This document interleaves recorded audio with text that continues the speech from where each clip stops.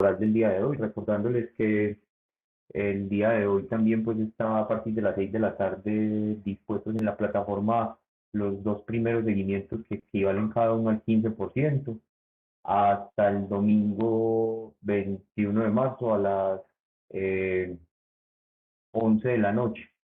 Para realizar cada seguimiento, una vez ingresen por separado, tienen 24 horas, pero obviamente pues si ingresa el domingo a las 10 de la noche, ya no le va a dar las 24 horas. Entonces digamos que realmente para adquirir las 24 horas tendría que entrar como el sábado, ¿cierto?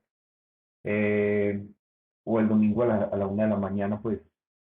Entonces, es eso, tienen toda esta semana para hacer los dos seguimientos, inclusive el viernes, el sábado, inclusive el domingo por la mañana les daría, y por la tarde, pero a las 11 de la noche se cierra la plataforma. Frente a eso, ¿hay como dudas o está claro todo? ¿Sí me están escuchando en este momento? Muchachos, ¿se me escucha en este momento? Sí, profe, ya lo estamos escuchando. No, a mí me parece claro todo. Listo. Entonces, así las cosas, vamos a continuar desde donde nos habíamos quedado. Nosotros estamos viendo ya la competencia por razón de la cuantía. Y antes, pues, de determinarla, tomamos un caso ejemplo, ¿cierto? Tomamos un caso ejemplo hace 8 días de una persona que había elaborado del 14 de abril de 2019 al 20 de septiembre de 2020. No se le había afiliado a la seguridad social, se le había pagado el salario mínimo más el auxilio de transporte, pero no se le pagó nunca ni cesantías, ni primas, ni vacaciones, ni cotizaciones al sistema de seguridad social. Y fue despedida sin justa causa. Ya habíamos liquidado la indemnización por despido, las prestaciones sociales del año 2019, ya también las habíamos liquidado también las prestaciones sociales de 2020, habíamos liquidado los periodos de vacaciones no disfrutados, también habíamos liquidado de cada cesantía no cancelada, liquidamos también la sanción por no consignación a las cesantías, por cada cesantía no cancelada.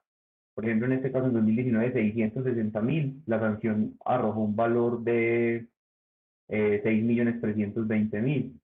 Entonces, y ya frente a las prestaciones de 2020 liquidamos también todo lo correspondiente. Ya estas cesantías de 2020 no le sacamos sanción porque estas cesantías se debieron pagar al finalizar la relación laboral, no consignar a fondo, ¿cierto? Pero sí hay, sí se deben pues, pero no generan pues como la sanción de un día de salario por cada día de retardo por no consignación al fondo de pensión. También tuvimos que liquidar intereses con sus respectivas sanciones, periodos de vacaciones. Hicimos también la sanción moratoria general del artículo 65 del Código Laboral, que es después de terminado el contrato de trabajo. Y nos quedó pendiente también, pues liquidamos tres dotaciones de calzado y vestido de labor, perdón, cuatro dotaciones de calzado y vestido de labor que se le debieron haber pagado. Y nos quedó pendiente liquidar los periodos de seguridad social no cancelados, ¿cierto? Entonces, seguridad social, denme un segundo por favor que me está llamando el decano. Decano, ¿cómo estás? No, hágale tranquilo, tranquilo.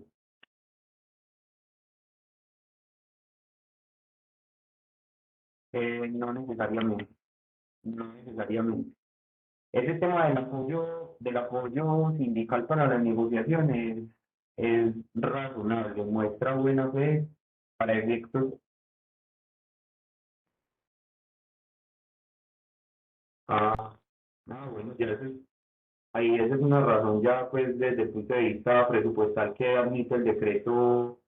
Deme un segundito, un momento, deme un segundo por favor. Eh, que permite el decreto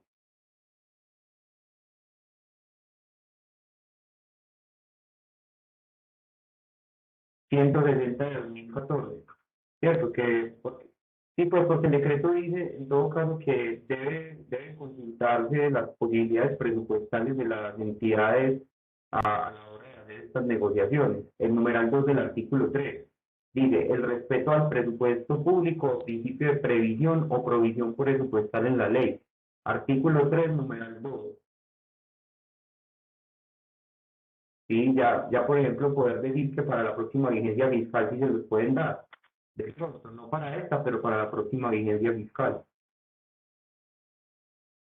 Artículo 3, numeral 2.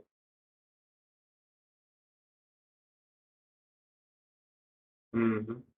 De pronto para este periodo fiscal no, pero para el próximo sí les pueden dar algo como muestra de buena fe para evitarse denuncias en procuraduría. Usted sabe cómo es el sistema de CAN. No necesariamente lo que ellos están pidiendo, pero sí un porcentaje razonable. Listo, decano, que esté muy bien, hasta luego. Listo, hasta luego.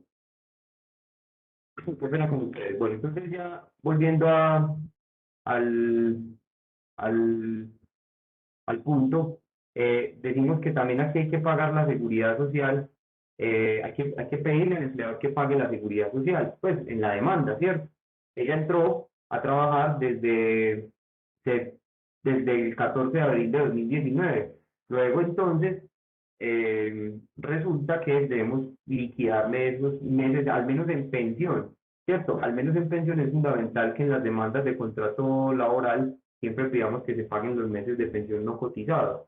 Entonces, abril de 2019, el ingreso base de cotización, recuerden que según el artículo 13, 17 y 20 de la ley 100 del 93, el ingreso base de cotización a la seguridad social no puede ser inferior a un salario mínimo, no puede ser inferior a un salario mínimo, el ingreso base con el que se liquidan los aportes. Así las cosas, así las cosas, hay que mirar cuál era el ingreso que ella devengaba. En este caso, se dijo que siempre le pagó el salario mínimo, ¿cierto? Si le pagaba menos del mínimo, tenemos que tomar de todas maneras como mínimo el mínimo. Y ya nosotros habíamos tomado ese salario mínimo para liquidar otras prestaciones, en el 2019 fue 828.116, entonces ese es el ingreso base de cotización, 828.116, con el que le debieron hacer los aportes a pensión. ¿Cuál es el aporte, el monto del aporte a pensión? El 16% según el artículo, vamos acá, pero aquí yo les pongo la nota, según los artículos 13, 17, 20 de la ley 100 de 1993, el ingreso base de cotización a pensión no puede ser inferior a un salario mínimo legal mensual vigente. No importa que el trabajador hoy en día labore medio tiempo. Si labora medio tiempo se gana medio salario mínimo, pero a la seguridad social el ingreso base de cotización no puede ser inferior al salario mínimo legal mensual vigente, el ingreso sobre el cual se liquida el aporte. Y entonces en el artículo 20 de la ley 100,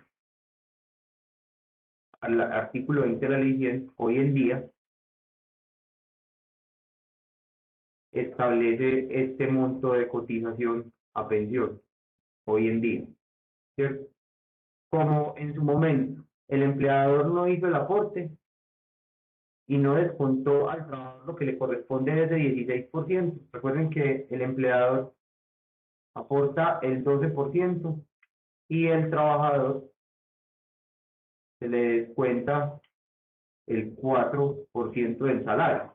Ahí está el 16, 12 más 4, 12% más 4, ahí está el 16. Pero como en su momento el empleador, cuando estuvo vigente la relación laboral, no hizo los descuentos, ahora qué vamos a pedir en la demanda, que el empleador asuma la totalidad de la cotización, porque en su momento el empleador no cumplió con esa obligación de realizar los descuentos para pensión, como lo ordena el artículo 20 de la ley 100. Entonces, y el juez va a aceptar porque en su momento no se hizo ese descuento, siendo el empleador el que tiene el deber de descontar, no el trabajador, de autodescontar. Listo. Entonces, ¿cuánto sería ese porcentaje? 828.116 por 16%, 132.000 pesos. Obviamente ella entró el, el 14 de abril. La entidad de seguridad social no le va a cobrar los 13 días que no laboró. Esa es la cotización de un mes, ¿cierto? Esa es la cotización de un mes, pero le va a cobrar del 14 al 30. Entonces este valor se proporcionaliza, ¿cierto? Este valor lo podemos proporcionalizar con una regla de 3. ¿Cuál sería esa regla de 3? Valor de la cotización proporcional es igual a, es igual a eh, eh, los días laborados por 30 dividido el valor mensual de la cotización. Entonces, sería así. Los días laborados, ella entró el 14, ella entró el 14 de abril. ¿Cuántos días no laboró en abril? Qué pena que yo me quité el audífono. No los estaba escuchando y me hicieron preguntas. Me hicieron preguntas. No, señor. Listo. ¿Cuántos días no laboró en abril? Y entró el 14. Los que 16, están... profe. No, si entró el 14, no laboró 13, Ah, porque sí, empezó el señor. 14. Listo. Los que estaban hoy aquí en esta sesión estuvieron hace 8 días en clase.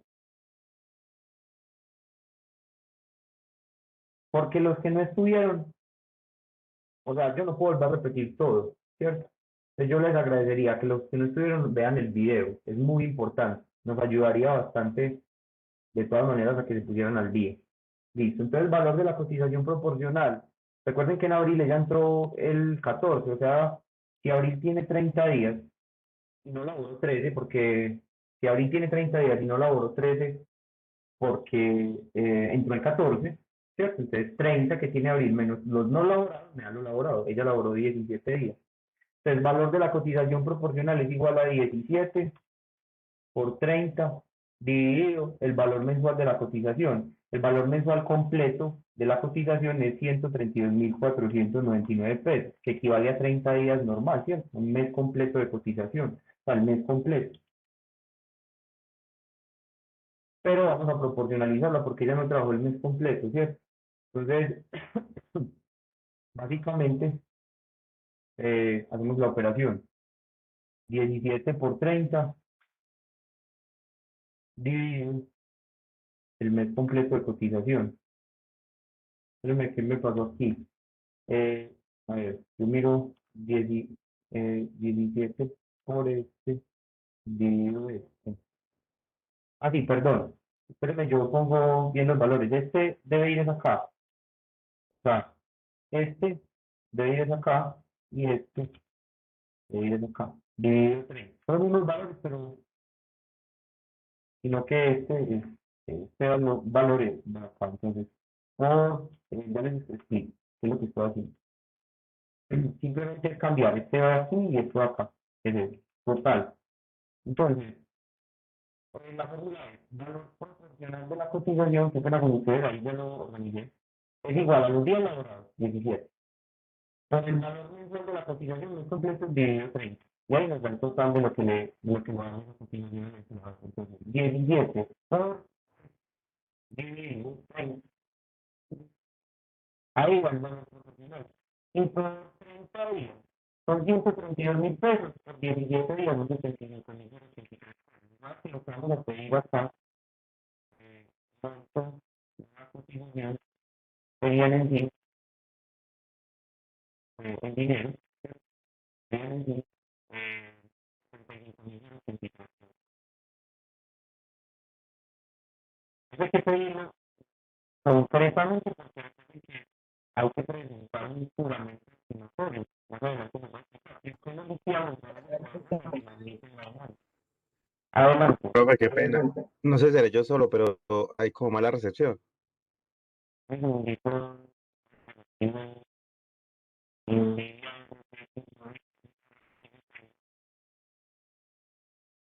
Claro. Ahí me escucha mejor. Me escucha mejor. No, señor. Mejor. Ahí sí, profe. Listo. Yo tengo un programa que se llama NVIDIA RTX Voice que aísla todo el ruido de fondo. Pero a algunos computadores externos, la mayoría no les molesta, pero a algunos computadores externos sí les molesta el ruido. No he podido saber por qué. Pues sí se genera pues como la interferencia, pero con la mayoría de computadores nunca hay problema cuando me reciben el audio. Es porque a veces yo vivo cerca de una calle y a veces pasa un camión, etcétera, o un señor vendiendo mangos, o un señor tal cosa y tal otra. Entonces eso es muy incómodo cuando uno está dando clase. Pero bueno, espero que ahí sí me puedan escuchar. Listo, entonces lo que vamos a pedir por abril de 2019 es eso, 75.083 pesos. Ya los demás valores son más sencillos porque son meses completos. De abril que sigue, mayo, ahí sí el valor vamos a pedir completo, vamos a pedir completico, porque lo elaboró completico. Mayo de 2019. Y de ahí nos vamos a ir hasta el final, hasta diciembre. Hagamos el cálculo hasta diciembre de 2019 porque igual ella elaboró hasta 2020 pero nos cambia el ingreso base de cotizaciones 2020, ¿cierto? Entonces siempre va a ser este mismo ingreso base de cotización y finalmente siempre va a ser este valor, salvo en el mes de abril, ya saben por qué, que no lo elaboró completo. ¿Vamos bien o no vamos bien? ¿Si vamos bien o hay dudas hasta ahí? ¿O vamos con claridad hasta aquí en este momento? Yo quiero que me confirmen. Si hay dudas o voy muy rápido, quieren que precise algo, por favor, adelante. Profe, yo creo que ahí vamos bien. Listo. Recuerden el valor proporcional de la cotización. En este caso simplemente es poner los días, poner el valor mensual de un mes completo de cotización, que es el 16% de un salario, dividido 30, y ahí da la proporción. Eso no tiene ningún misterio, simplemente reemplazar valor. Listo. Bueno, vamos para enero de 2020, donde ella también trabajó. ¿Y trabajó hasta qué fecha? Hasta septiembre de 2020. Entonces, enero, febrero, 2020, vámonos entonces hasta septiembre. No trabajó todo septiembre, sino que trabajó hasta el 20 de septiembre cuando la despidieron sin justa causa. Entonces ahí también nos va a tocar hacer la cotización proporcional, ¿cierto? Entonces, pero aquí ya el ingreso base de cotización cambió, porque en el 2020 el salario le aumentó, ¿cierto? Ya en 2020 el salario, según dijimos, siempre le pagaba el mínimo. Entonces, en 2020 fue 877, 803. Ya cambió el ingreso base de cotización. 877, 803. Todos los meses va a ser ese el ingreso base de cotización y por ende el 16% es esto, 140.000 pesos, que va a ser igual hasta agosto. Hasta agosto va a ser exactamente 140.000 pesos. Ya en septiembre sí trabajó sino hasta el 20 de septiembre, ahí sí volvemos a hacer el ejercicio. Lo podemos hacer acá. Entonces, si trabajo hasta el 20 de septiembre sería 20 por el valor total de la cotización que es 140.448. Ya en 2020 la cotización era 140.448 dividido 30. ¿Listo? Entonces, 20 días laborados de septiembre por el valor completo de la cotización dividido 30. 93.632 pesos. 93.632. Listo, 93.632. Ese es entonces el total de la seguridad social en pensiones que le deben. ¿Por qué no vamos a pedir las cotizaciones a riesgos laborales y a salud? Porque el empleado corrió con ese riesgo, si se enfermaba o se accidentaba, le hubiera tenido que pagar la, le hubiera tenido que pagar la asistencia médica, le hubiera tenido que pagar las prestaciones del sistema de riesgos laborales, atención médica, incapacidades. Pero si eso no pasó, entonces simplemente el empleador corrió el riesgo. No si no se hubiera asegurado, le hubiera tocado asumir todos los derechos del sistema de seguridad social. Pero como no sucedió nada, entonces bueno, ya esas cotizaciones pues no se cobran, pero sí al menos las semanas en pensión. ¿Por qué? ¿Cuántas semanas está perdiendo esta persona acá? Mire, les voy a decir cuántas semanas está perdiendo. Semanas. ¿Cuántas semanas estaría perdiendo esa persona de no pedirle esto? Entonces, ella entró el 14 de abril de 2019, o sea que en abril laboró 17 días, 17 días, dividido 7 días que tiene la semana, 17 días del mes que laboró, dividido 7 días que tiene la semana, nos da la semana.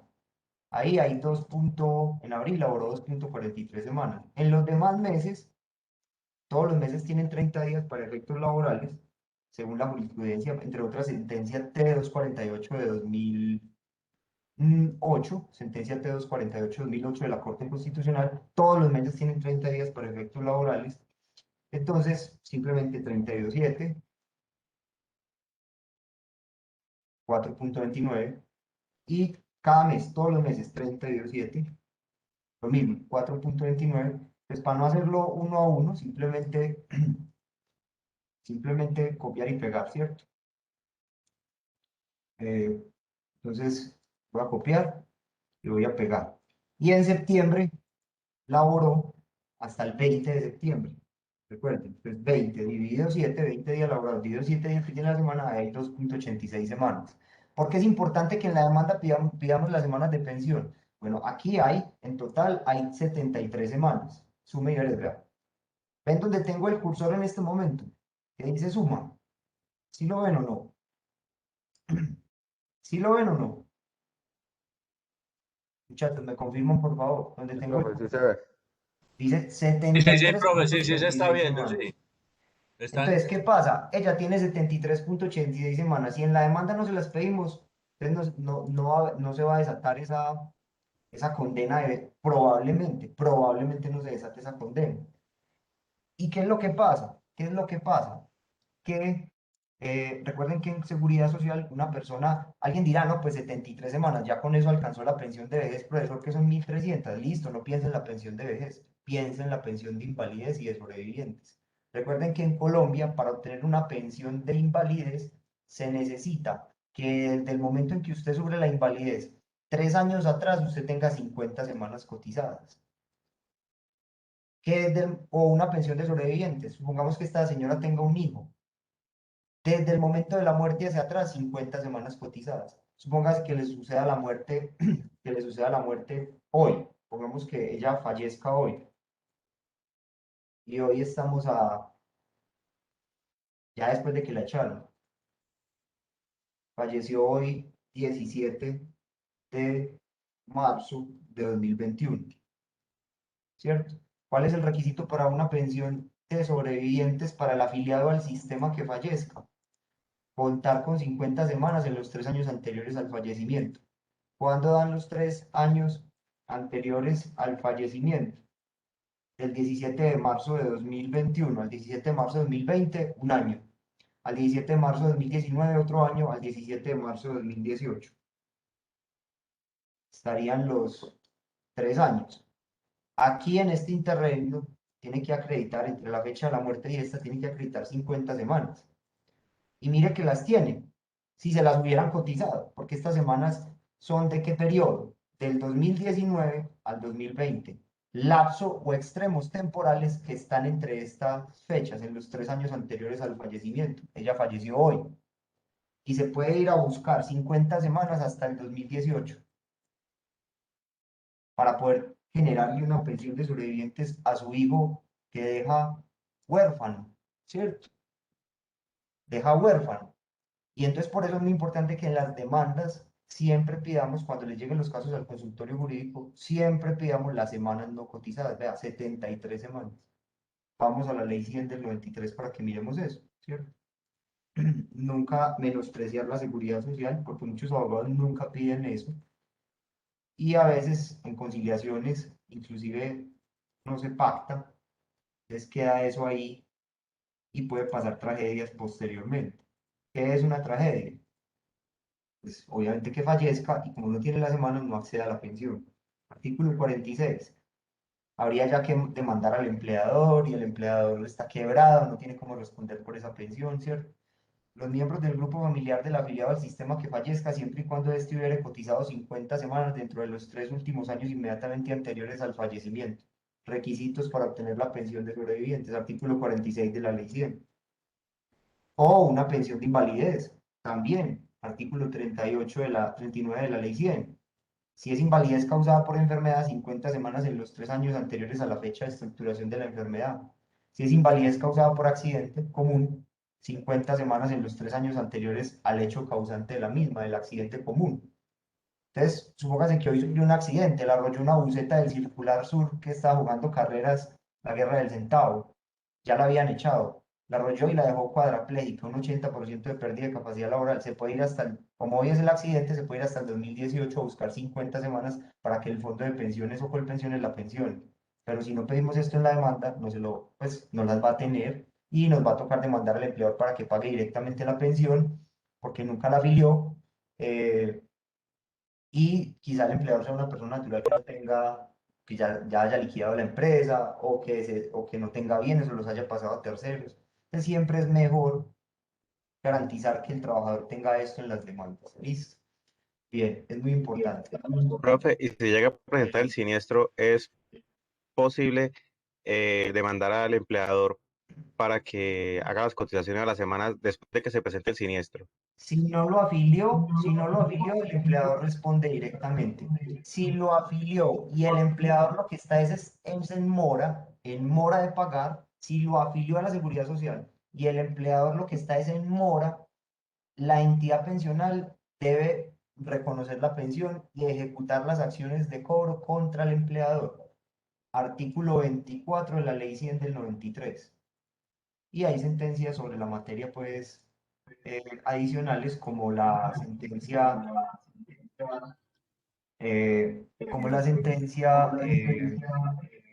SL, y lo voy a poner en pantalla, como la sentencia SL 2984-2015 de la Sala Laboral de la Corte Suprema de Justicia, que nos habla de ese tema, ¿cierto?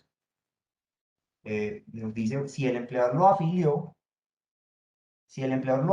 pero está en mora, es la entidad de seguridad social la que tiene que ejecutar las acciones de cobro contra el empleador por los aportes en mora. Pero yo estoy hablando de un caso donde no la afilió. Ahí si no la afilió, toca que el empleador pague directamente la pensión, si no hubo afiliación.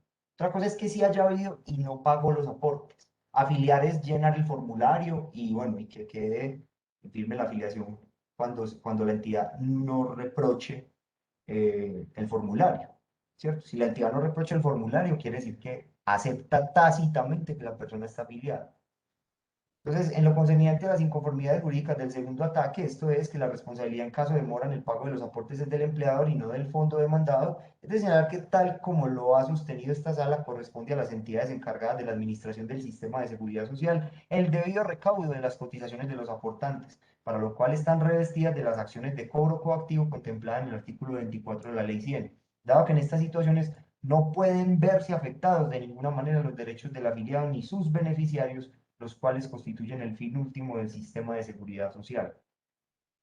Así, en sentencia CSJSL 763 de 2014, esta sala reiteró lo dicho en Providencia CSJSL del 30 de abril de 2013, radicado 46.079, en la que luego de hacer un recuento de la línea jurisprudencial concluyó: por lo precedente es que esta sala de la Corte ha sostenido que, concurriendo las obligaciones de los empleadores, pago de aportes, y de las administradoras de pensiones, cobro de aportes en mora, su incumplimiento no puede afectar al trabajador afiliado, que habiendo cumplido con lo propio, esto es, trabajo y cotización descontada por su empleador, se ve abocado a no percibir el derecho pensional por razones no atribuibles a él.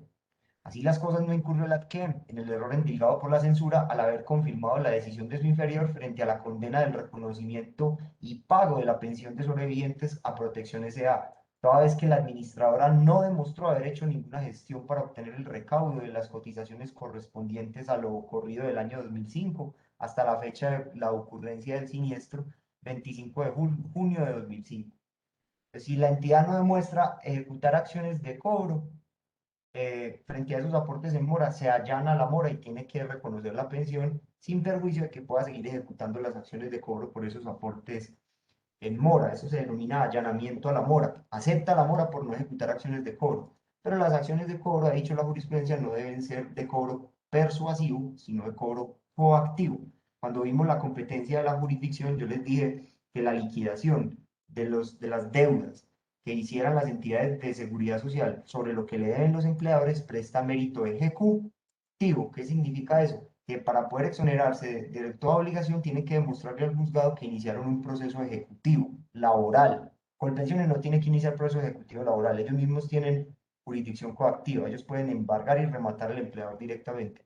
Pero los fondos privados tienen que demostrar que hicieron un proceso de cobro coactivo, o sea, un proceso ejecutivo, y que si no se pudo lograr pues el recaudo de esos aportes, ahí sí ya, porque no había nada que embargar, etcétera, ahí sí ya podrían ser exonerados como fondo y responde el empleador. Pero siempre y cuando demuestren que iniciaron un proceso ejecutivo laboral. Recuerden que es una de las clases de proceso laboral que existen en nuestra jurisdicción ordinaria, competencia laboral. No sé entonces si quedó claro ese punto frente a la pregunta que me hiciste. Profe, claro. En este caso sí es distinto, porque en este caso no hubo afiliación. En este caso no hubo afiliación. Entonces, ¿cómo podría cobrar el fondo algo de lo que no se enteró nunca? Porque nunca hubo afiliación. Pero nosotros íbamos a pedirle al juez que ordene el pago de estos aportes en la demanda. Listo, entonces ya terminamos. Ah, no, nos falta una cosa. Los aportes a caja de compensación familiar. Perdón, no los aportes, sino el subsidio familiar. El subsidio familiar eh, es una prestación que está en la ley 789 de 2002, a la que tienen derecho los trabajadores, eso se lo debieron haber explicado en derecho laboral individual, a lo que tienen derecho los trabajadores que tengan hijos o padres no pensionados a cargo después de los 62 años, ¿cierto? Hay unos requisitos allí. Es una ayuda monetaria mensual, ¿cierto? A la que tienen derecho los trabajadores por cada hijo a cargo o por padres a cargo después de los 62 hombres y 57 mujeres sin que estos padres tengan pensión. Entonces, en este momento, el subsidio familiar, supongamos que ella tuviera un hijo. En este momento, el subsidio familiar está en 38.300 pesos. Pero bueno, hay que mirar en 2019 y 2020 a cómo estaba. En 2019, vamos a ver en cuánto estaba en 2019, voy a buscar. Yo no me acuerdo en cuánto estaba en 2019, voy a buscar. Pues eso lo podemos pedir si queremos, son cosas pues adicionales. Mm, Para este año eh, está en 38.300 pesos, 2021, pero venga, yo busco a ver si lo encuentro el año 2019. Si no, podemos mandar un derecho de petición antes de mandar a cualquier caja de compensación familiar que nos diga el monto. Y ya con la respuesta, está en 30.000 pesos mensuales. En 2019 estaba en 30.000 pesos mensuales. Y con esa respuesta, pues procedemos a liquidar. Pero bueno, está en 30.000 pesos mensuales en 2019. Entonces vamos a pedírselos. 2019, 30.000 pesos. Obviamente, ¿qué tenemos que aportar? Prueba del registro civil de nacimiento del hijo.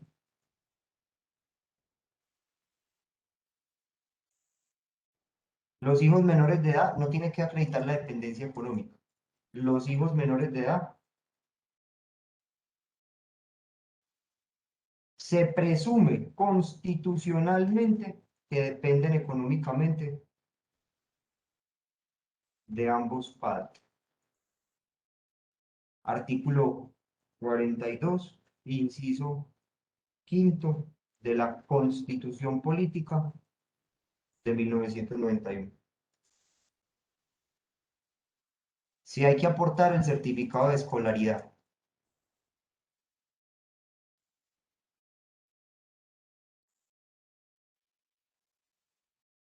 a la demanda.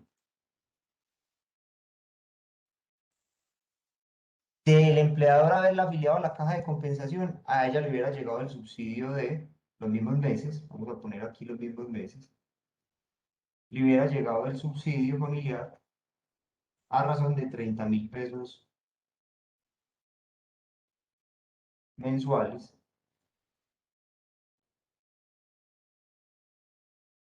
Em, para este mes no lo vamos a pedir porque tiene que haber laborado todo un mes para poder tener derecho, ni para septiembre, ¿cierto? Pero sí los de estos periodos, ¿cierto? Entonces, eh, sí vamos eh, a aportar y así vamos a pedir el subsidio familiar. De ella, pero en 2020 ya cambió el valor. En 2020 el valor, ya les voy a decir el de 2020. El de 2020 fue de 35.645 pesos. 35.645 pesos. Listo. Entonces, ¿cuánto le debe por estos subsidios familiares que no recibió por tener un hijo y que de haber estado afiliada a la caja hubiera recibido estos valores? Le debe 500.160 pesos. A la demanda hay que aportar el registro civil de nacimiento, que es con lo que se prueba el parentesco, y el certificado de escolaridad de estudios de que el hijo estuvo, eh, pues, matriculado en una institución de educación básica o la que corresponda, ¿cierto? De técnica o de educación superior durante ese periodo, ¿cierto? Porque el subsidio familiar es hasta los 18 años. Hasta los 18 años va el subsidio familiar según la ley 789 de 2002. No, ahí no, si no va hasta los 25 si estudia nada, ¿cierto? Pero puede que esté en la universidad antes de los 18, pues ahí lo puede reclamar. Listo. Entonces, vamos ahora sí a sumar la cuantía total de la demanda para determinar la competencia.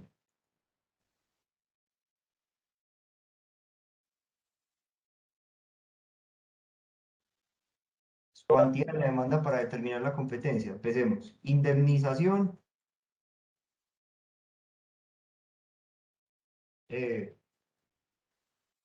por despido injusto. Indemnización por despido injusto. Vamos a poner el valor. Ya tenemos en el archivo todos los valores liquidados. Fueron 1.133.016 pesos.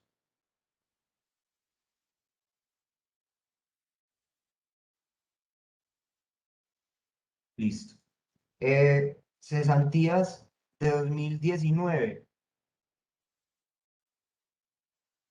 Vamos a tomar las cesantías de 2019 por valor de 660.453 pesos.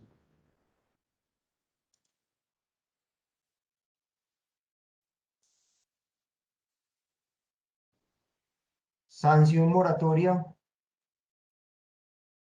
artículo 99, numeral 3, ley 50 del 90, que lo vimos hace 8 días. Los que no asistieron a clase, por favor, vean el video. Por sanción moratoria, exacto, por no consignación de cesantías a fondo, a más tardar el 14 de febrero de 2020, que era cuando tenía que consignarlas, ¿cierto? Las cesantías de 2019, por no haberlas consignado más tardar el 14 de febrero del año siguiente. ¿Cuánto nos dio esa sanción? Esa sanción nos dio 6 millones de pesos. Vamos acá. Yo la expliqué hace 8 días y la hicimos en conjunto.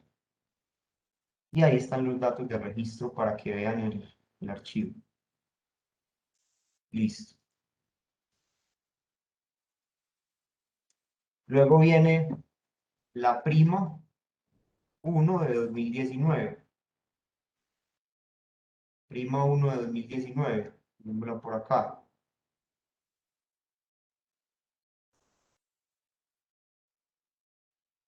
Prima 1 de 2019. Ahí la vamos a poner, que ya la habíamos liquidado hace 8 días. Prima 2 de 2019.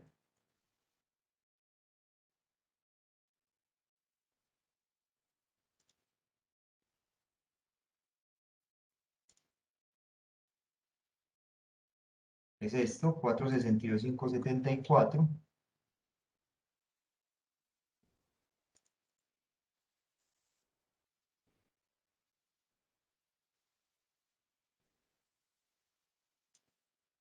Las pretensiones en la demanda deben ir por separado. Yo les voy a explicar eso cuando veamos cómo se elabora una demanda laboral. Prima, hablemos de las cesantías de 2020. Cesantías de 2020. 707,747.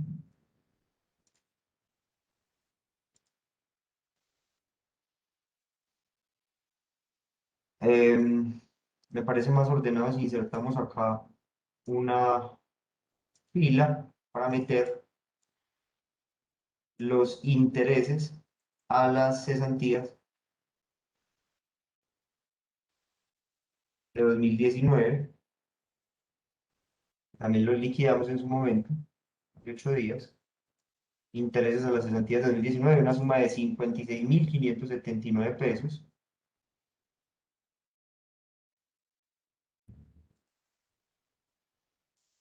Y metamos también la sanción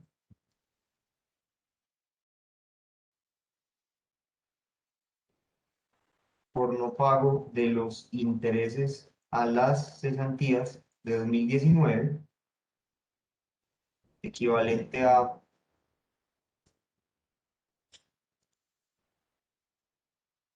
61,300, espere, 2020 no, 2019, equivalente a el mismo valor, 56,179.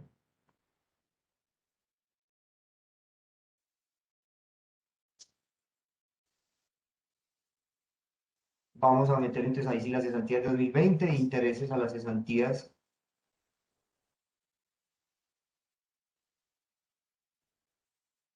de 2000, intereses a las cesantías de 2020. Todos estos datos los sacamos hace 8 días. Los que se perdieron la clase de hace 8 días, yo sé que están llorando, pero para eso está el video, por favor, entonces estudia, ¿cierto? Porque hace 8 días, eso es como el laboral y seguridad social, es como ese meme que la persona está viendo el tablero y no hay nada escrito. Baja la mirada al cuaderno para copiar algo y cuando menos piensa, vuelve y mira y el profesor tiene el tablero lleno de fórmulas matemáticas. Así es el derecho laboral y la seguridad social. Entonces yo les pido, si de pronto no vinieron a la clase pasada y están confundidos, vean el video. Y también estoy grabando este para que vean de dónde salió cada valor. Yo sé que es muy angustiante el tema matemático para muchos, pero yo les doy un consejo y se los doy con todo el cariño. La gente que pensó que entrar a estudiar derecho era porque no tenía matemáticas está llevada del berraco. Y ahí sí yo les pido reflexión. Y le digo por qué. Que si usted se dedica al derecho civil, tiene que liquidar sucesiones, tiene que liquidar eh, diferentes obligaciones con intereses de mora, eso lleva fórmulas. Tiene que liquidar perjuicios, que lleva unas fórmulas muy complicadas de cálculo actuarial, ¿cierto? Por ejemplo, las fórmulas para liquidar perjuicios son fórmulas muy complejas. El lucro cesante futuro, el lucro cesante consolidado, llevan fórmulas bastante complejas como las que ven aquí en pantalla, ¿cierto? Entonces, si usted es un civilista, pero dice, no, yo no sé matemáticas, ¿cómo va a saber cuánto es la indemnización que le corresponde a su cliente después de un accidente de tránsito que lo dejó en un 60% de pérdida de capacidad laboral? Un carro lo dejó cuadrapléjico, tiene 35 años. ¿Cómo va a calcular usted cuál es el perjuicio hacia futuro? Le toca aprender estas fórmulas matemáticas. En civil, en comercial, ni se diga, liquidar intereses de mora en los títulos valores. También en comercial hay diferentes liquidaciones como cuando se trata de determinar ciertas obligaciones. En penal, tasación de la pena, quantum punitivo, todos esos elementos llevan matemáticas. También en el incidente de reparación de la víctima. Si le mataron el marido, tiene usted que aplicar para el incidente de reparación de la víctima, tiene que aplicar usted estas fórmulas para determinar cuál es el perjuicio de la cónyuge sobreviviente a la hora de haberle matado el marido, el daño, el lucro cesante futuro y el lucro cesante consolidado. Que usted se dedicara al laboral y la seguridad social, matemática. Que usted se dedicara al contencioso administrativo, tiene que aprender a liquidar perjuicios. Que usted se va a dedicar al derecho tributario, total. Que usted se va a dedicar al derecho de familia, que usted se va a dedicar al derecho de familia, tiene que liquidar cuotas alimentarias, sucesiones, una cantidad de cosas. Todo en el derecho lleva matemáticas, y muchas, y de alta complejidad. Entonces, desde la persona que se metió a estudiar derecho pensando que esto no tenía matemáticas, reflexione, porque realmente el derecho tiene muchas matemáticas. El abogado que no sepa matemáticas no sabe liquidar demandas, y por ende no se las van a admitir. Hoy en día el Código General del Proceso, les voy a mostrar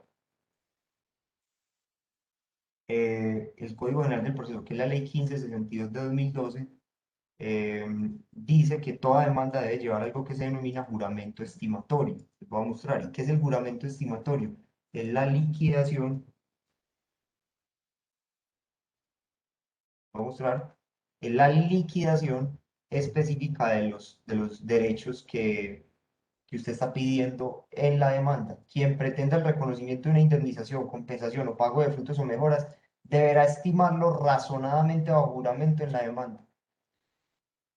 Si no, le inadmiten la demanda. Entonces, es una invitación a que no vean con desdén las matemáticas. No las pueden ver con desdén porque es fundamental para los abogados hoy en día. Listo. Entonces, interés de las cesantías de 2020. Listo. Prima 1 de 2020.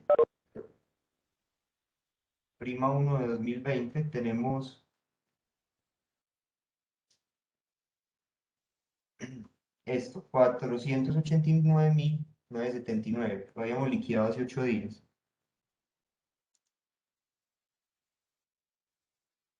Prima 2 de 2020.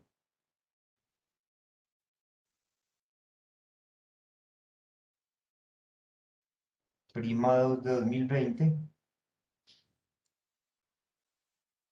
217.768.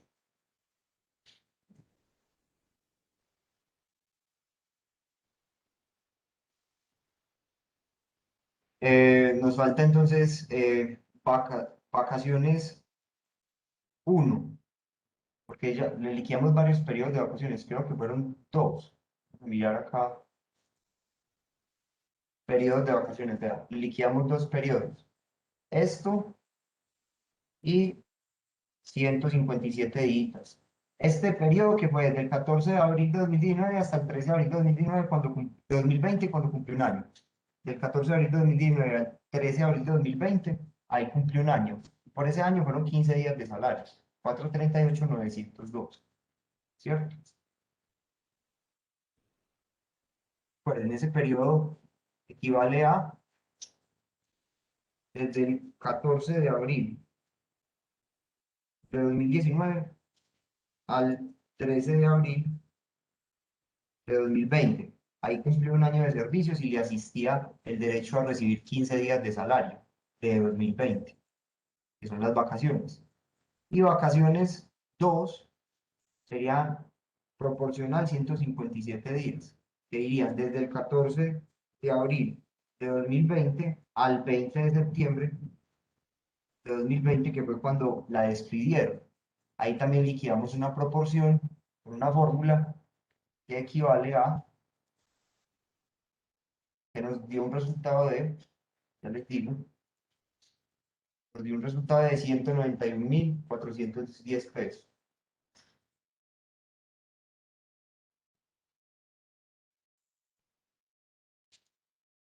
Listo. Y finalmente, dotaciones de calzado y vestido de labor.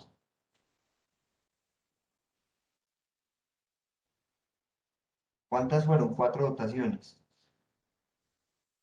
Habíamos dicho.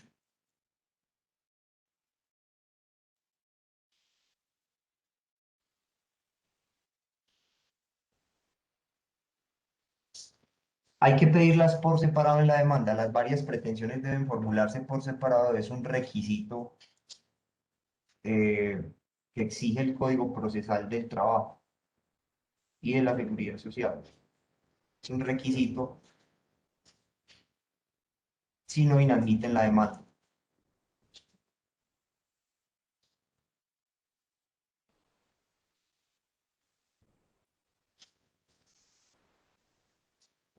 Esta fue la primera dotación, esta fue la segunda, que se le tenía que haber pagado.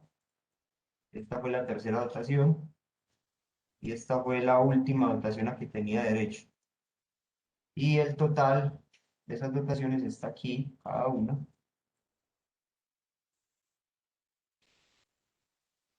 Ahí está. ¿Qué nos queda faltando? La sanción moratoria general por no pago de la liquidación de prestaciones sociales. Artículo 65 del Código Sustantivo del Trabajo, que habíamos liquidado hace 8 días, pero a la fecha de hace 8 días. A la fecha de hace 8 días habían pasado, véala aquí, a la fecha de hace 8 días habían pasado 171 días. Hoy tendríamos que reliquidarla hoy, pero es muy fácil. Ya tenemos el rango, mire. Simplemente porque al 10 de marzo, que fue hace 8 días, nos daba 5 millones de pesos. Un día de salario por cada día de retardo desde que se acabó el contrato. Recuerde que el contrato se acabó en septiembre de 2020. Entonces sería simplemente reliquidar la sanción al día de hoy para que nos quede actualizada. ¿Cómo la reliquidamos? Simplemente fecha final, 2021, marzo, día 17. Igual habría que hacer aquí digamos, la conversión, porque yo no puedo sacar 20 cosas donde hay 17, yo no puedo sacar 9 cosas donde hay 3. Entonces, 2021 queda en 2020, le presta una unidad, ¿cierto? ¿A quién le presta una unidad? Ese 1 pasa a los meses. Un año son 12 meses, 12 más 3, 15. ¿Se acuerdan que eso lo hice yo hace 8 días? Le quité un año, estamos en años, ¿cierto? A 2021, que era la fecha actual, y son 12 meses, pasa a 3, 12 más 3, 15, pero 17 también necesita que le presten una unidad para restarse sobre el 20, entonces queda en 14, ese 15 es un mes son 30 días, 30 más 17 son 47, 20, 9, que son estos datos de aquí abajo, y ahí sí ya puedo restar, 20 y 20, 0, 14 y 9, 5, y 47 menos 20, 27, hay un margen de error de un día. Entonces, en total, todo eso lo convertimos a días. 5 meses. Han pasado desde que se acabó el contrato, 5 meses y 28 días. Eso es lo que quiere decir eso. Han pasado desde que se acabó el contrato en septiembre de 2020. Han pasado a hoy 5 meses y 28 días. Entonces, 5 por 30, 150.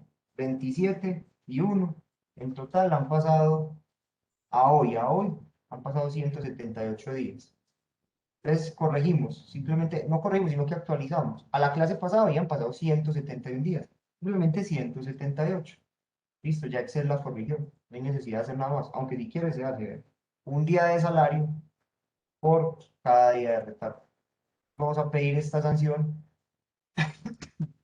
a hoy, a la fecha de presentación de la demanda, actualizadita. Espero que no me la cogió. ¿Vamos bien o no vamos bien? Esto que estoy haciendo ya lo habíamos hecho hace 8 días. Yo solamente estoy tomando datos por ahora del ejercicio de hace 8 días. Y los estoy ubicando acá para luego organizarlos entonces y sacar la cuantía.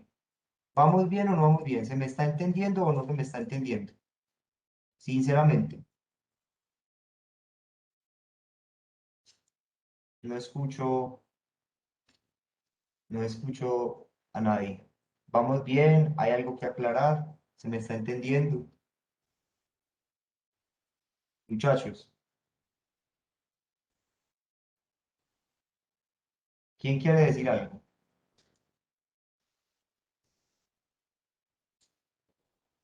¿Se me están escuchando en este momento? Se me está escuchando en este momento. Solicito confirmación de esto. Sí. Sí, Bueno, profe, se escucha y se entiende. se me está entendiendo. Listo, perfecto, perfecto. Yo les pido por favor mucha atención para saber si estamos entonces haciendo las cosas bien. Listo. Sanción moratoria, ya está esto. Bueno, pidamos también el valor de la seguridad social. Entre el 14 de abril de 2019 al 20 de septiembre de 2020, que fue cuando duró el contrato. El valor de la seguridad social en pensiones nos dio 2.352.291. Pues pongámoslo ahí. Seguridad social en pensiones.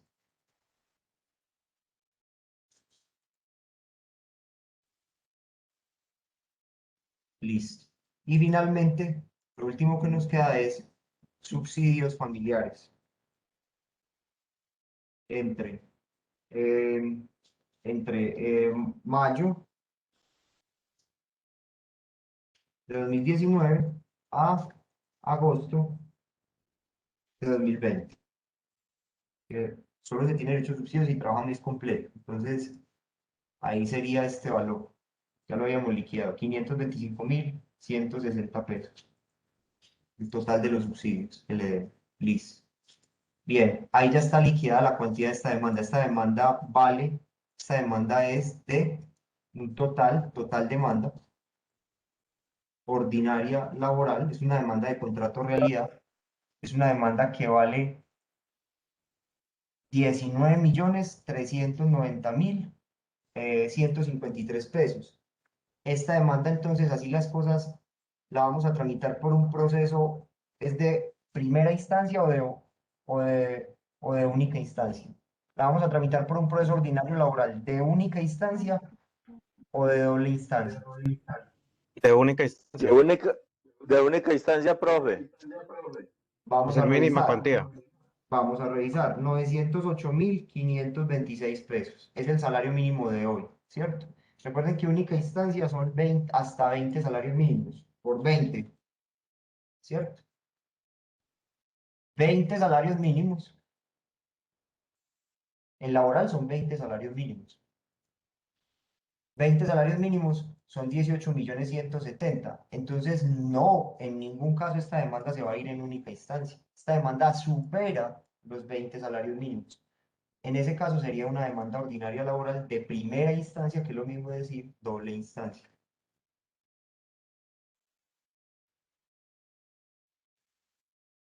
Que es lo mismo decir doble instancia. Si hay primera instancia, hay segunda instancia, ¿cierto?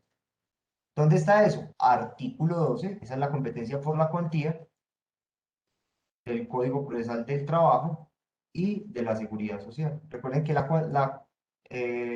el factor objetivo se divide en la naturaleza del asunto y la cuantía. Y la cuantía en laboral es hasta 20 salarios mínimos, única instancia, más de 20 doble instancia. Vamos a abrir el Código Procesal del Trabajo y de la Seguridad Social para repasar eso.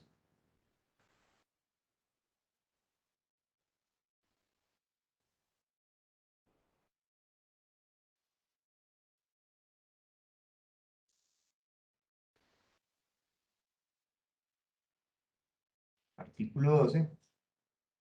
Competencia por razón de la cuantía. Ya esto lo habíamos discutido, el artículo está mal redactado, pero la interpretación lógica de él es que hasta 20 salarios mínimos es única instancia y más de 20 es doble instancia o primera instancia. ¿Sí se acuerdan que habíamos visto este artículo o no se acuerdan que lo habíamos visto? Y que habíamos preguntado por el hecho de que la norma estaba mal redactada. ¿Sí se acuerdan o no se acuerdan? Los que estuvieron hace 8 días. Sí, profe, sí, no, sí, yo me acuerdo que sí se vio. Bueno, muy bien. Listo, eso lo vimos. Entonces, hemos terminado la competencia por razón de la cuantía. Podemos entonces pasar ya a otro factor que determina la competencia. Ya con esto entonces terminamos el factor objetivo, que fue el primer factor de competencia. Todo esto que hicimos fue para explicar el primer factor de competencia, que es el de la cuantía, perdón, que es el factor objetivo que se divide en dos. Naturaleza del asunto, vimos 10 casos o 10 asuntos que conoce la jurisdicción ordinaria de competencia laboral, y la cuantía, que en el documento está, vea, ya lo habíamos visto, artículo 12, y dijimos lo de los salarios mínimos. Aquí abajito lo dijimos. Hasta 20, única instancia, más de 20, doble instancia. Doble instancia, más de 20. Y hasta 20, única instancia. Ahí está, pues, para que yo les estoy enviando los archivos al grupo para que después no me digan que un tema no lo hizo. Listo. Ya vamos a ver otro factor de competencia. Vimos el objetivo. Vamos a ver otro factor que es el factor territorial. Segundo factor de competencia que es el factor territorial. Por acá entonces abajo lo voy a poner. Segundo factor de competencia, factor territorial de competencia.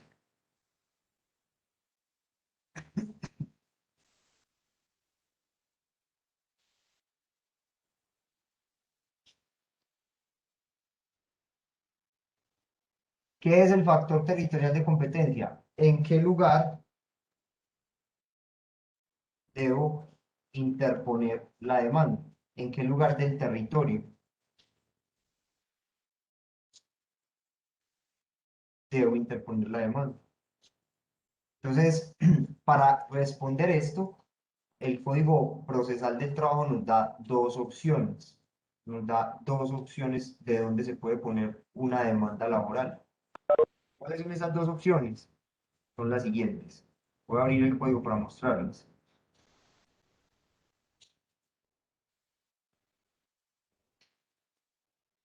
Denme un segundo.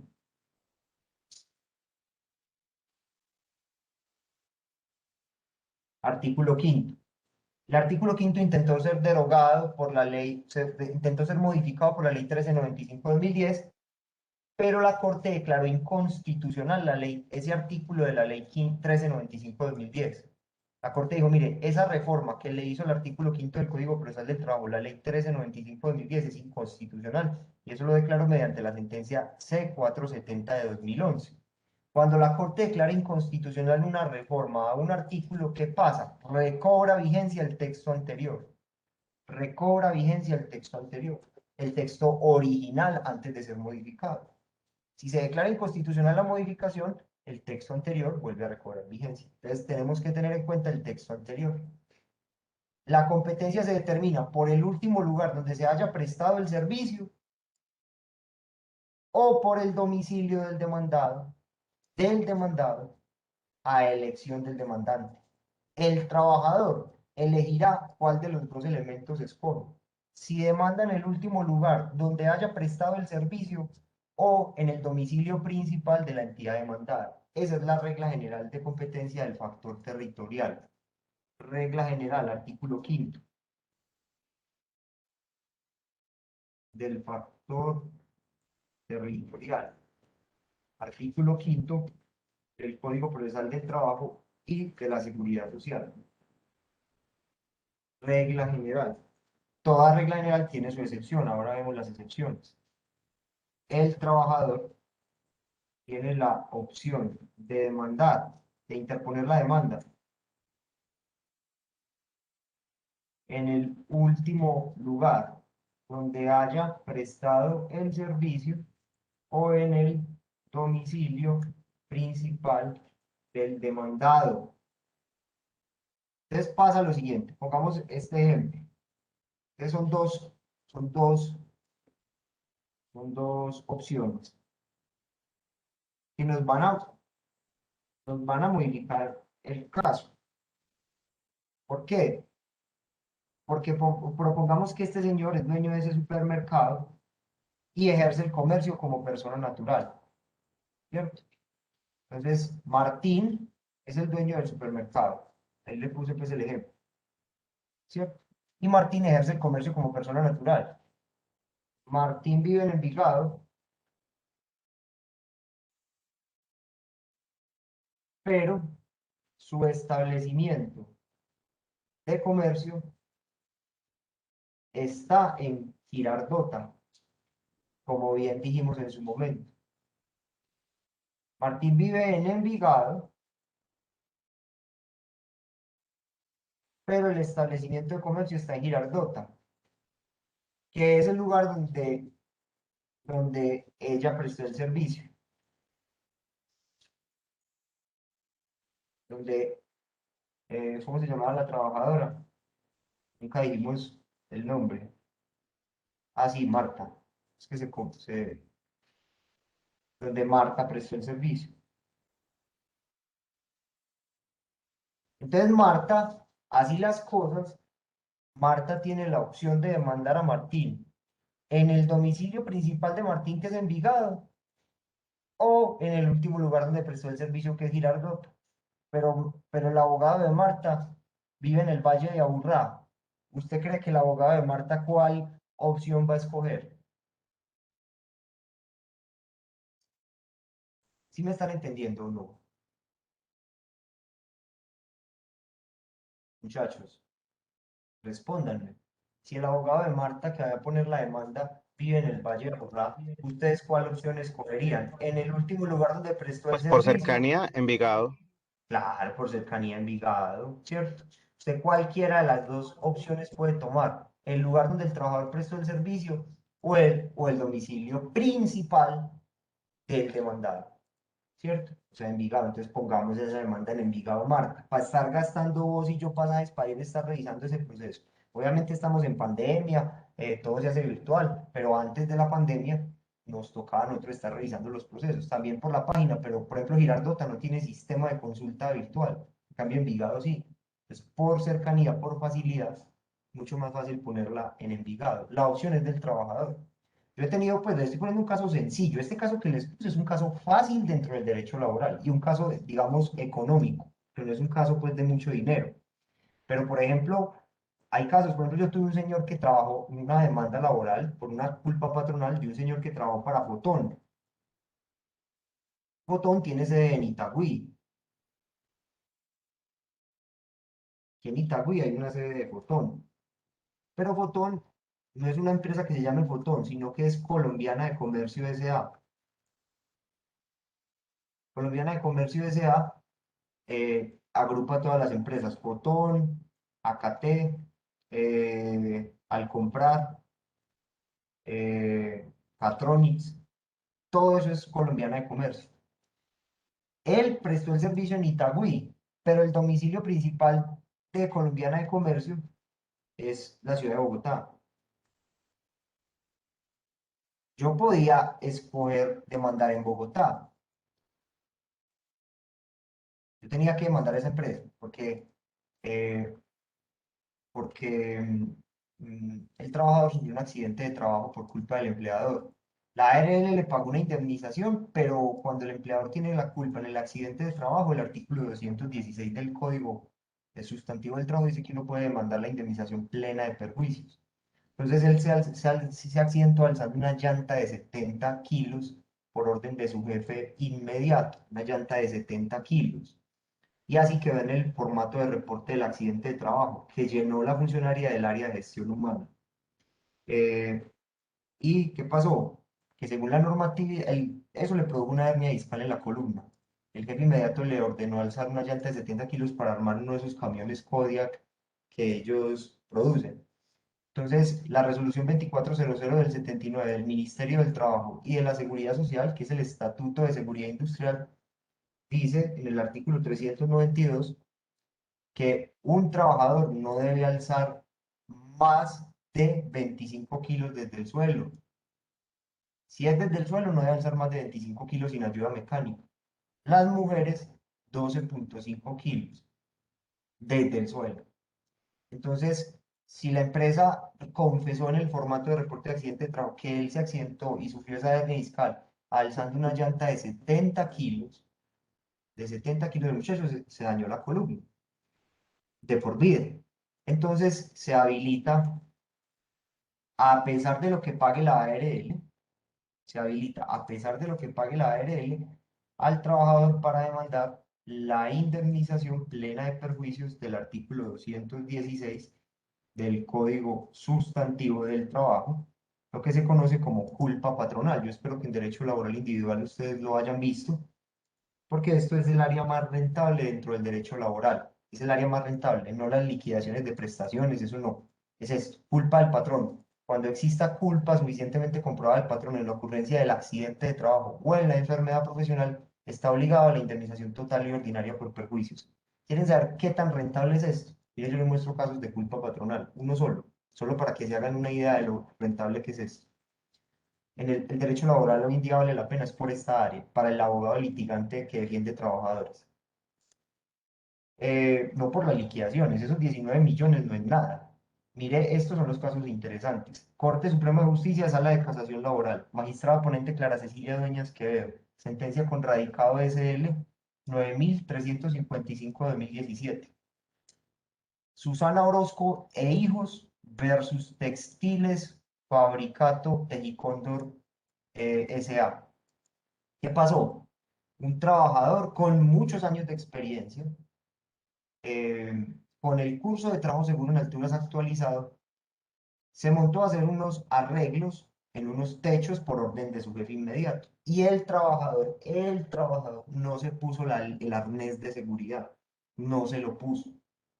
Entonces, ¿qué pasó con el trabajador? Como no se puso el arnés de seguridad, pasó lo que tenía que pasar. Se deslizó por el techo y se mató. El trabajador estaba afiliado a riesgos laborales. La ARL pensionó a Susana Orozco e hijos con la pensión de sobrevivientes de origen laboral. Es decir, Susana queda pensionada y sus hijos también hasta los 25 años, momento en el cual, si estudian, momento en el cual el porcentaje de pensión de los hijos pasa a Susana de manera vitalicia. Listo, estamos hablando de que Susana no tenía problema por el tema de la pensión, pero ella demandó porque consideró que la empresa tenía la culpa, que Fabricato tenía la culpa. Profesor, usted nos acaba de decir que no, porque el trabajador no se puso el arnés y por eso se mató. Sí, pero ¿qué pasa? Que en Colombia, según la normatividad de trabajo seguro en alturas, resolución 1409 de 2012 del Ministerio del Trabajo, en Colombia, cuando alguien va a ejecutar un trabajo en altura, resolución 1409 de 2012 del Ministerio del Trabajo, seguridad contra caídas, siempre tiene que haber un coordinador de trabajo seguro en alturas. Siempre es obligatoria la presencia de un coordinador de trabajo en alturas. Trabajador designado por el empleador capaz de identificar peligros en el sitio donde se realiza el trabajo en alturas, que tiene su autorización para aplicar medidas correctivas inmediatas y para controlar los riesgos asociados a dichos peligros. Cuando ustedes salgan por la calle y ven a alguien arreglando una línea eléctrica o de internet, ustedes siempre ven que hay dos, nunca hay uno, siempre hay dos, el de abajo que es el coordinador y el que se sube, porque el trabajo en una altura es el que más accidentes de trabajo se genera, entonces se obliga a los empleadores a tener esos dos. Entonces, ¿qué pasa? El día que este trabajador se subió arriba, Fabricato no mandó el coordinador, hay dos culpas. Hay dos culpas. Hay culpa de la empresa por no mandar el coordinador, capaz de identificar esa conducta temeraria del trabajador que se subió y de impedirla. Y también está la culpa del trabajador que no se puso la línea de vida. ¿Sí me están entendiendo el problema jurídico o no me lo están entendiendo?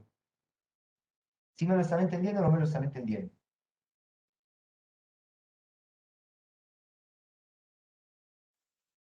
Sí, sí, profe, sí él lo está entendiendo, claro, pues lo entiendo. Tanto el trabajador como la empresa Tuvieron tuvieron culpa. la culpa. Ahora, ¿quién entonces tiene la razón? Resulta que en el derecho laboral no se admite la compensación de culpas como si se admite en el Código Civil. En el Código Civil, si usted choca el carro porque usted se pasó el semáforo en rojo y el otro iba a exceso de velocidad, entonces ambos tienen que asumir, ambas culpas se anulan y ambos tienen que asumir el arreglo de sus daños, ¿cierto? Cuando los dos tuvieron la culpa. Uno manejaba borracho y el otro también y se chocaron de mala los dos, ¿cierto? Cada uno tiene que asumir las, las reparaciones de sus daños. En el derecho civil eso opera, pero el artículo 216 del Código Laboral en ningún modo habló de la compensación de culpas. En el derecho laboral, la culpa del empleador borra la culpa del trabajador. En el derecho laboral, la culpa del empleador borra automáticamente la culpa del trabajador. Entonces, y eso lo dijo la Corte Suprema de Justicia. Miren ustedes en esta sentencia cómo la Corte es muy clara en decir que no se admite la compensación de culpas. Todo ello pone en evidencia la conducta pasiva y negligente del empleador que no se desvirtuó en el curso del proceso, en cuanto su defensa se limitó a invocar la culpa del trabajador, que de existir no lo exime de responsabilidad tal como lo ha dicho esta sala de la Corte Suprema de Justicia en múltiples oportunidades, entre otras en la sentencia CSJ-SL 5463 de 2015, en la que adoctrinó que la responsabilidad de la empresa en el accidente laboral no desaparece en el evento en que este ocurra también por la concurrencia de un comportamiento descuidado o imprudente del trabajador. La responsabilidad de la empresa no desaparece cuando ocurra también un comportamiento imprudente o descuidado del empleador, toda vez que conforme al tenor literal del artículo 216 del Código Sustantivo del Trabajo, que es el que les mostré, en la indemnización plena de perjuicios a causa de un siniestro profesional con culpa del empleador, no se admite la compensación de culpas. No se admite. ¿Y cuál fue la culpa del empleador? Entonces, no implementar la figura o no enviar esa figura de ese delegado o supervisor encargado de vigilar, inspeccionar y exigir el estricto cumplimiento de las normas de seguridad. Y por ende, entonces, la Corte llega y aplica las fórmulas que les dije, que el que se metió a estudiar derecho pensando que no había matemáticas está llevado del berraco, porque tiene que aprender sí o sí, mire las fórmulas, ahí están, vean las fórmulas, no sé si las están viendo, estas son las fórmulas que les mostré, para determinar el lucro cesante consolidado y el lucro cesante futuro. Son fórmulas de cálculo actuarial que hay que aprender. Entonces, ¿cuánto le dio por perjuicios en la modalidad de daño patrimonial a la viuda y a los hijos? 371.617.000 pesos. En la modalidad de daño patrimonial correspondiente a las submodalidades de lucro cesante consolidado y lucro cesante futuro. Esa es la condena de la Corte. En daño patrimonial, 371.616.000. Le estoy diciendo que Susana está pensionada. Sin embargo, tiene derecho a la indemnización plena de perjuicios. Y en materia de perjuicios morales, se liquida el arbitrio judicial del fallador hasta 100 salarios mínimos de acuerdo a la gravedad del hecho. Y por perjuicios morales le dieron a cada uno, a ella y a sus dos hijos, de a 30 millones de pesos. A ella y a sus dos hijos. O sea, en total 90 millones de pesos. Decisión. Entonces, resuelve. Se condena a Teji Cóndor y a Fabricato a pagar la suma de 371 millones, 50 para la cónyuge, 50 para los hijos, y la suma de 90 millones que se distribuirá en partes iguales entre la cónyuge y los dos hijos. O sea, esta demanda llegó a más de 500 millones de pesos. Compare pues 19 millones de pesos con 500. Por eso yo les dije que este caso que les ponía, que para muchos es angustiante la matemática, no es nada dentro del derecho laboral, no es nada, eso es nada. Lo más importante del derecho laboral es la culpa patronal. Entonces, todo el compromiso. ¿Esto por qué? Para buscar en ustedes todo el compromiso, todo el estudio, porque esto que yo expliqué hace 8 días y hoy, eso no es nada. Es lo más fácil. Lo más difícil se viene después cuando vean, si ya no lo vieron en derecho laboral individual, pues es un vacío de la carrera. Pero también, por ejemplo, cómo se liquidan las pensiones. Ahí también hay fórmulas bastante complejas. Entonces, a veces estamos acostumbrados a un ritmo de estudio muy, muy deficiente. Conmigo no es así. Conmigo no es así y yo les pido todo el compromiso. Si no estuvieron hace 8 días, vean el video. Listo. Eh, Volvamos a esto. Entonces, vamos entonces en el factor territorial. Ahora, entonces en la demanda de Fotón, yo tenía la opción o de demandar en Bogotá o de demandar en Itagüí. ¿Ustedes creen que dónde demandé? Yo vivo aquí en Envigado, pues en Itagüí, que fue el último lugar donde se prestó el servicio. El trabajador se accidentó alzando una llanta de 70 kilos que no tenía por qué estar alzando, puesto que la carga máxima que un trabajador debe alzar sin ayuda mecánica, según la ley, es de 25 kilogramos para hombres y de 12,5 para mujeres. Entonces, al tener esa prueba plena del reporte del accidente de trabajo, yo demandé y gané, pues concilié. Conciliamos en la audiencia de conciliación con Colombiana de Comercio, que tenía una aseguradora, que es Sura, y los cubrió para ese evento en la conciliación. Entonces, pero el muchacho quedó obviamente con su daño en la columna, ¿cierto? Por alzar una llanta de 70 kilos, sabiendo que la llanta de un camión Kodiak, sabiendo que solo se puede hasta 25. Listo. Entonces, ahí está para que lo tengan presente. Que la competencia territorial es o en el domicilio o en el último lugar donde se prestó el servicio. Toda regla general tiene su excepción. ¿Cuáles son las excepciones? Al factor territorial de competencia. ¿Cuáles son las excepciones al factor territorial de competencia? Entonces, esta es la regla general, pero toda regla general tiene su excepción. Vamos a mirarlas.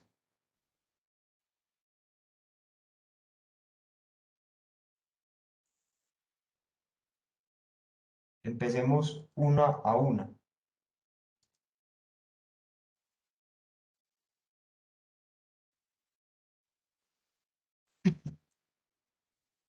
Coloremos esto en verde.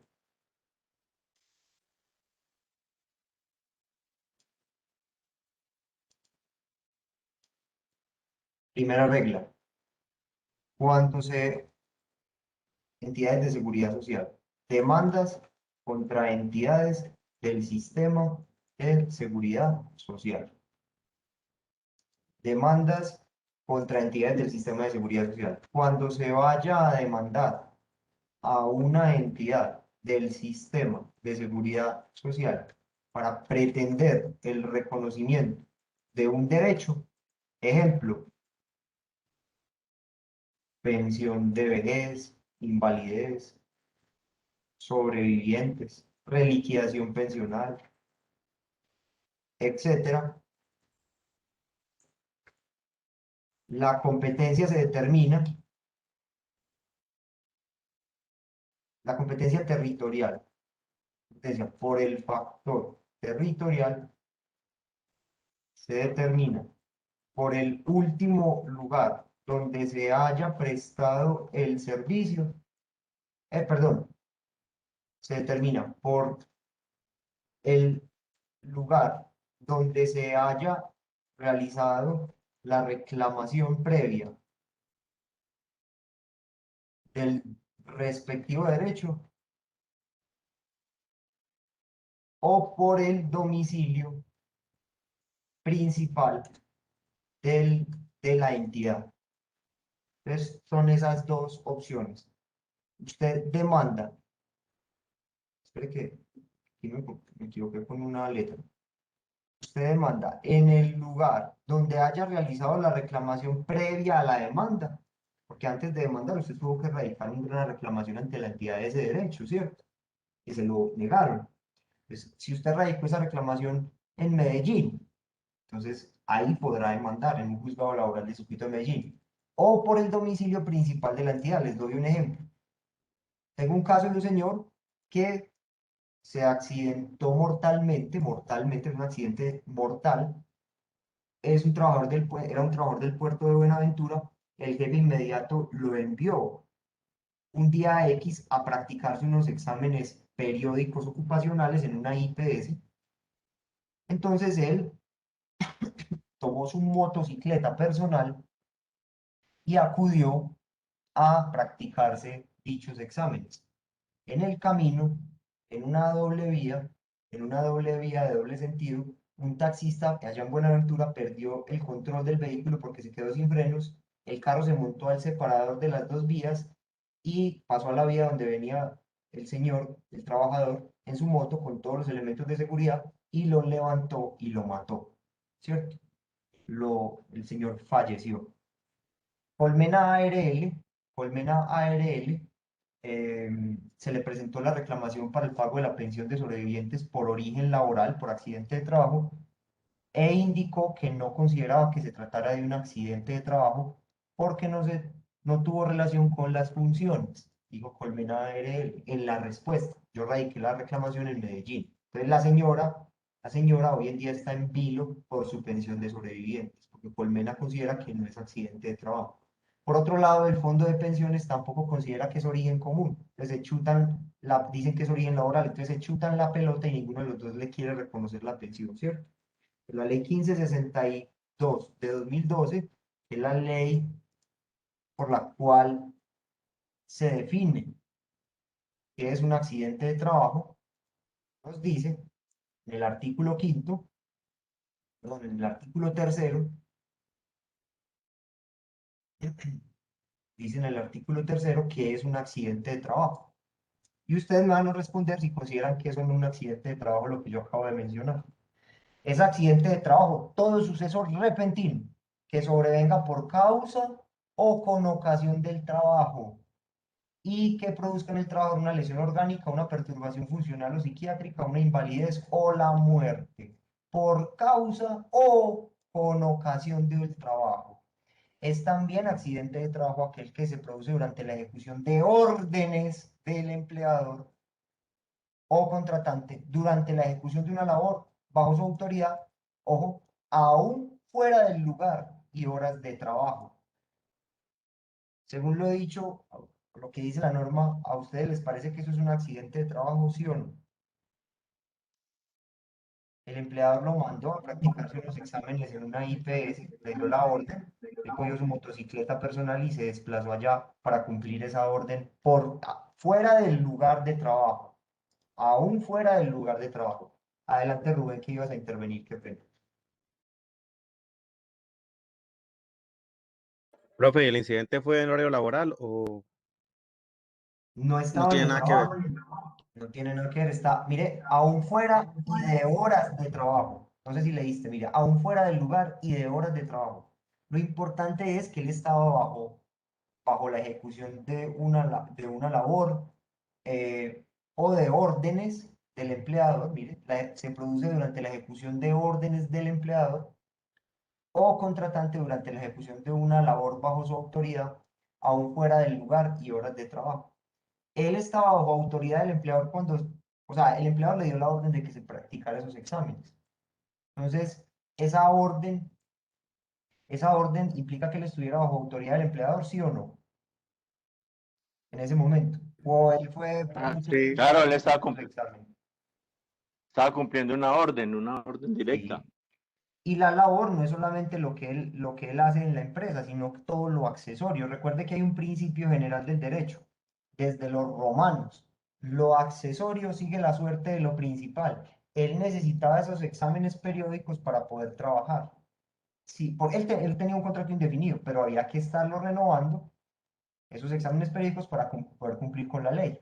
Porque si esa persona, él hacía trabajo en alturas, él era operador de barcos, arreglaba barcos y motores de barcos en el puerto de Buenaventura y se tenía que montar a alturas. Entonces, lo accesorio sigue la suerte de lo principal. Él para poder prestar el servicio tenía que hacerse sus exámenes, o sea que no es algo extraño a la labor, no es por causa, pero sí con ocasión del trabajo. Con ocasión del trabajo ocurrió ese suceso. Entonces, ¿qué va a pasar? Que yo voy a demandar a la ARL para que le reconozca la pensión a la señora ante la negativa. Colmena tiene sede en Bogotá, la sede principal, pero yo reclamé el derecho en Medellín. Según esto que acabo de decir, que es una excepción a la regla, él prestó el servicio en Barranquilla. El último lugar donde prestó el servicio es Barranquilla. Colmena tiene sede principal en Bogotá, pero yo radiqué la reclamación en Medellín. Puedo presentar la demanda en Medellín, según lo que acabé de decir, cuando voy a Sí, demandar en profe. contra del sistema de seguridad Sí, social. también. Sí la puede presentar. Claro. Entonces, esa es una manera que tenemos nosotros los litigantes de coger casos de otros departamentos. Me llaman clientes de otros departamentos porque por el canal de YouTube me contactan. Yo tengo un canal de YouTube donde subo clases, etcétera. Entonces me llaman clientes de otros departamentos y me dicen, doctor, vea, yo estoy en Pasto. eh, tuve un accidente mortal de trabajo, mi marido tuvo un accidente mortal de trabajo. ¿Usted me puede llevar el caso? Venga, yo reclamo el derecho aquí porque Colmena tiene sede en Pasto y en Medellín. Reclamo aquí, presento la demanda aquí, no me toque desplazar a Pasto, gastar tiquetes de avión, etcétera, etcétera. ¿Cierto? Como el meme, ¿se acuerdan? El negrito que hace así, ¿cierto? Vamos a mirar el Código Procesal del Trabajo y ya terminamos por hoy para dejar esto, y es totalmente legal, no es, pues, estoy ayudándole a pues, a la gente y a la vez estoy tomando casos y, bueno, es un aspecto que permite el Código Procesal, ¿cierto? Vamos a mirar entonces las demandas contra las entidades, artículo 11, competencia en procesos contra las entidades del sistema de seguridad social, como lo son en efecto las ARL. En los procesos que se sigan contra las entidades que conforman el sistema de seguridad social integral, incluyendo las ARL, los fondos de pensiones, las EPS, será competente el juez laboral del circuito del lugar o domicilio de la entidad de seguridad social demandada. Colmena tiene, por ejemplo, sede en Bogotá. El domicilio principal de ellos es Bogotá. O del lugar donde se haya surtido la reclamación del respectivo derecho. El señor prestaba el servicio en Buenaventura. Colmena tiene sede en Bogotá, pero yo reclamé aquí en Medellín con el poder que me dio la viuda, a elección del demandante. Se puede demandar en Bogotá, pero ¿para qué va a gastar tiquetes de avión? Demande aquí en Medellín, donde reclamó, o si reclama en Buenaventura, allá. Pero a elección del demandante.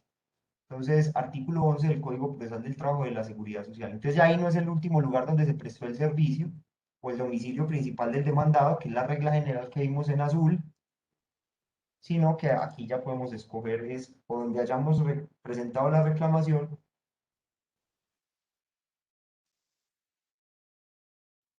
o en el domicilio principal de la entidad de seguridad social. Artículo 11 del Código Procesal del Trabajo y la Seguridad Social.